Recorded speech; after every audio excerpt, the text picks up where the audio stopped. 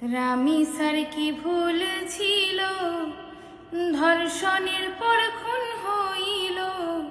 খুন করে লাশ গুম করিতে চায়, গুম করিবার লাগিয়া সে লাশটাকে টুকরো বানায়।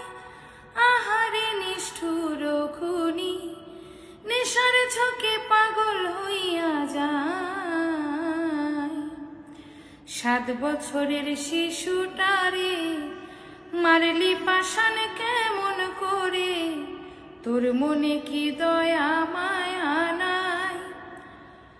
গুম করার লাগিয়া সে যে মাথা বালতিতে ফালায়, এই দিকেতে মাতা পিতা রামিসাকে খুঁজিয়া বেড়ায়। খুঁজতে খুঁজতে মাতা পিতায় দিশাহারা হইয়া যায়। যাইয়া দেখে ওই ঘরের দরজায় একটা জোতা পড়ে আছে, দরজায় টোকা দিল দুঃখী মায়। তখনই সেই দিকেতে গিরিল কেটে পালাইয়া যায়।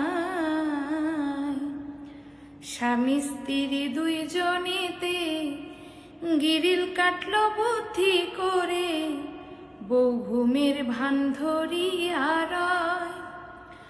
বলে ঘুমের ওষুধ খাওয়াইছিল, কিছু নাহি বুঝতে পাই।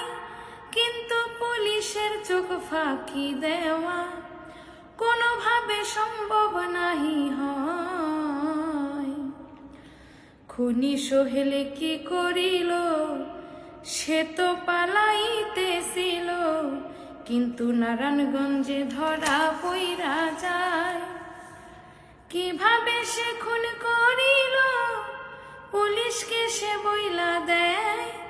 নিষ্ঠুর খুনি ওই সোহেলে, বাংলার মানুষ ফাঁসি তাহার চায়। বর্তমান সরকার তারেক রহমান রামিসার বাসায় চলে যান, সফর সঙ্গী স্বরাষ্ট্রমন্ত্রী রয়। তারেক রহমান তখনই সে রামিসার মাকে বলে দেয়, এই নির্মম কাণ্ডের বিচার হবে, অবিচার হবে এই বাংলায়। জনগণের মনের আশা, খুনের বিচার দেখবে তারা, খুনির বিচার হবে এই বাংলায়।